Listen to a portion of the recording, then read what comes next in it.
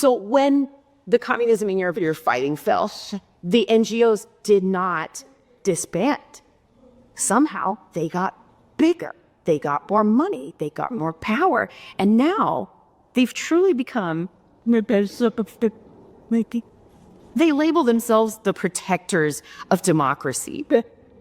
And now they believe that any challenge to them is challenging, quote unquote, democracy. But really, it's the democracy they set up in this soft power structure underneath our law.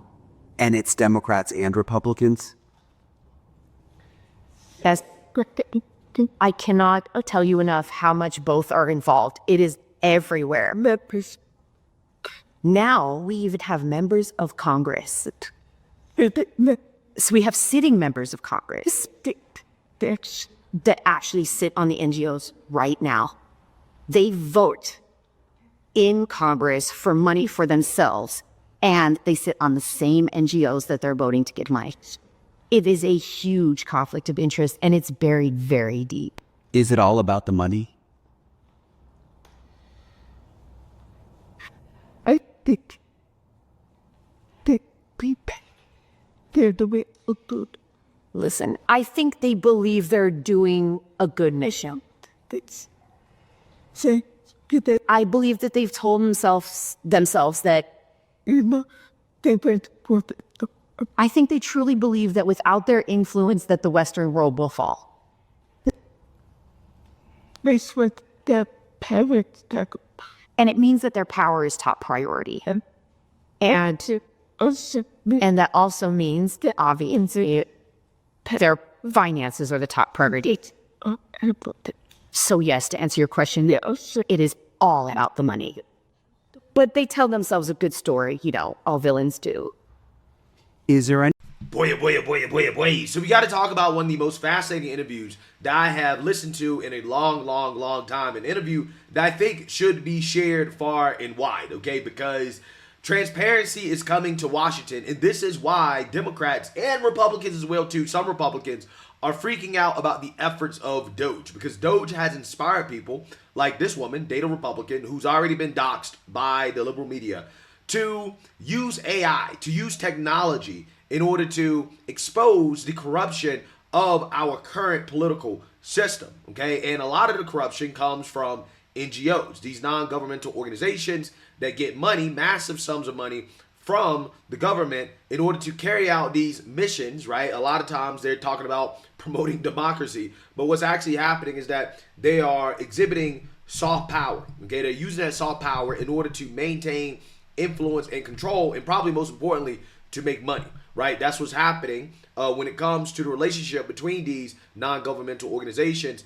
and our politicians, okay? It is a huge conflict of interest, which again, I find to be kind of ironic.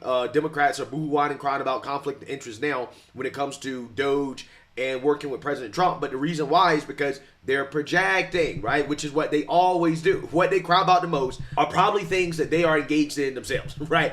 And Miss Data Republican here, again, did this interview on NewsNation in which she basically exposed some Democrat operatives, like, for example, Norm Entin, and outlined how he benefited from the system of corruption. And it just so happens this guy is the same guy that is the mastermind behind all the lawsuits against Doge, right? Because transparency would expose his corruption scheme that he's involved with. So again, he is trying his best to take down Doge. Take a look.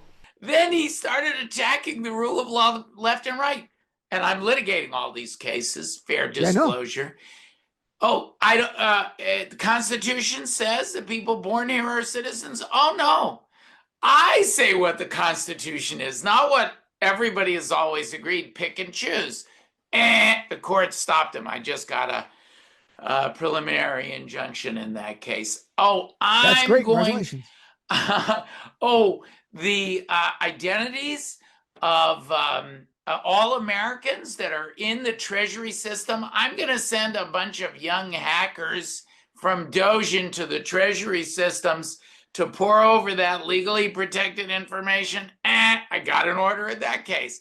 The FBI, their names are protected by the Privacy Act and the Constitution. Never mind that. I'm going to publish 6,000 FBI agents and personnel who worked on the January 6th case. I got a court order on that, and on and on and on and on. I probably worked on 10 cases. I just filed another one. They got into the Office of Personnel Management. They're poring over, the Doge is poring over these records. They have no right to these records. So the story is shock and awe, like never before seen in American history. You can't describe it as a presidency. It's a crime wave. But the flip side of that is that rule of law, the courts, civil society, democracy activists, thousands of people just like me. Fortunately, there's not too many that are just like me, but thousands of colleagues, have joined in. And the shock and awe of democracy has been greater than Trump's illegalities. And last point, he's complaining about it. He and all his cronies are bitter. So we've come full circle to attacking the law, which is how he started his presidency. So Norm Eisen, he runs an NGO called State United Democracies Center, State United Democracy Center. It's actually full of big names like Janet Napolitano, Tom Ridge, Michael Steele. You know, many famous names are involved in this specific NGO. Now, that NGO accepts $17 million in private donation. So I was researching. What do they do? Like, with $17 million, I started researching. But the only thing I could find, and I wasn't digging, but the only thing that I found, they made a knockoff Muppet show. You think I'm kidding? They actually made puppets, Muppets, but like knockoff puppets. And all the videos that they made with these knockoff puppets had less than 200 views. So I'm wondering, all those big names, all those famous people at the NGO, and the only thing they did with $17 million was make a terrible Muppet show. They got money and they did something with that. It was just awful. Jim Henson would roll in his grave. I saw the video on your ex. Of the Muppet. Yes. Yeah, I know. And it was weird because all the videos have less than 200 views. And they didn't even try to promote them with ads or anything. So where did the $17 million go? Yeah, and the Muppet show in question that apparently cost $17 million to make, that Norm Eisen and Michael Steele, the NGO that they're part of, this is what the result was. Take a look. How does Pennsylvania make sure elections are safe, secure, and accurate? Come on in, I'll show you. After all voter rolls are checked and all equipment is tested and secured, registered voters can begin casting their ballots. In Pennsylvania, there is a paper record of every single vote. Every cast ballot is secured, tracked, and put under strict chain of custody rules. We actually secure and preserve the ballots for almost 2 years, according to federal law. Trusted local election officials check that absentee and mail-in ballots are signed and verified to be from a registered voter and arrived by Election Day before they are counted. All of our ballot counting machines meet rigorous federal security standards. Yeah, so again, according to Data Republican, all she can find as a result of the work that this nonprofit did, right, the work, is they created some shitty propaganda Muppet show, right? That's all they did, right? 17 million. Michael Steele, Norm Eisen, like these are the individuals involved with this non-governmental organization. And again, people are just wondering, like, what's the return on investment here? But it's stories like this that is the reason why Data Republican has gotten the attention of people like Elon Musk, okay, who is the head of Doge, okay, at least symbolically speaking, right? And this individual has actually quit her job as a data scientist to work on Doge adjacent related efforts. Now, I'm not sure if she has been hired by Elon Musk directly, but Elon has been retweeting her and basically leaning on a lot of her findings that she has made. Okay, she's truly doing remarkable work.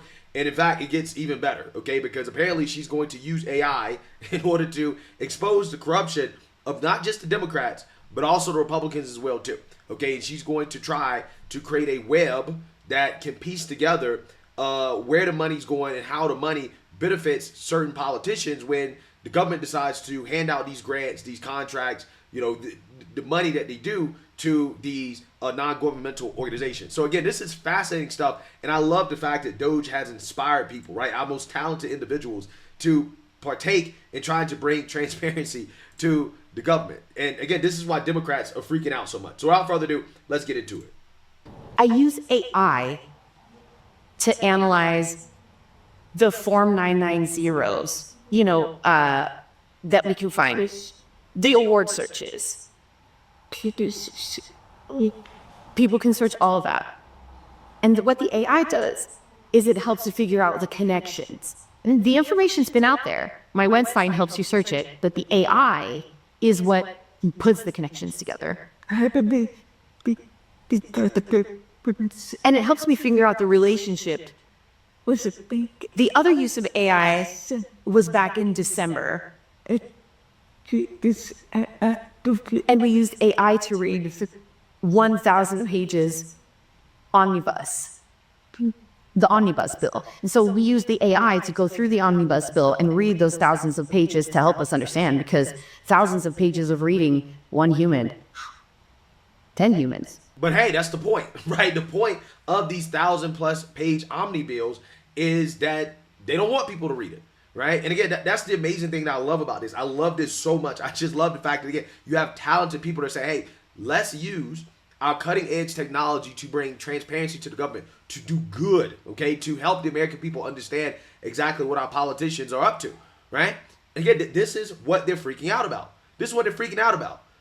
Again, imagine using AI to be able to break down and to summarize everything that is in one of these 1,000+ page bills, right? I mean, the politicians don't read it before they vote on it, right? At the very least, you know, you would think, again, in the ideal world, right, where we have honest politicians who weren't trying to hide anything, they would welcome this, right? They'll say, oh, no, this is amazing. This is great. I can actually, you know, somewhat understand what I'm going to vote for before voting for it, right? I can get, you know, a understanding of it before I actually vote. But, you know, that doesn't happen today because, again, none of these politicians read the bill before having to vote on it, but they vote for it anyways. So, you know, with AI, you can now say, okay, you know what?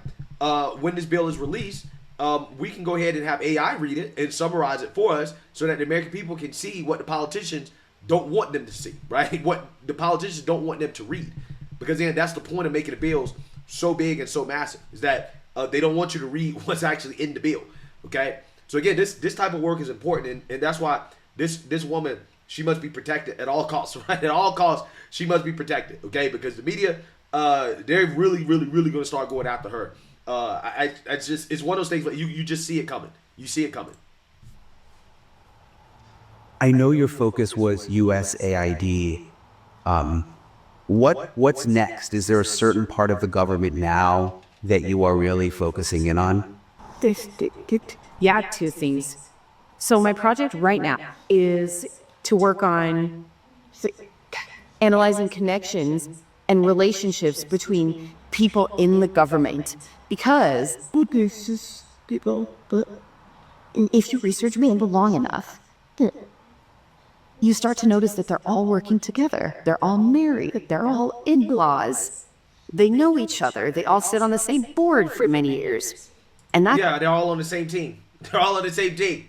Democrats and Republicans, right? That's what she's basically saying. That's my project. To map those relationships and put it on my website.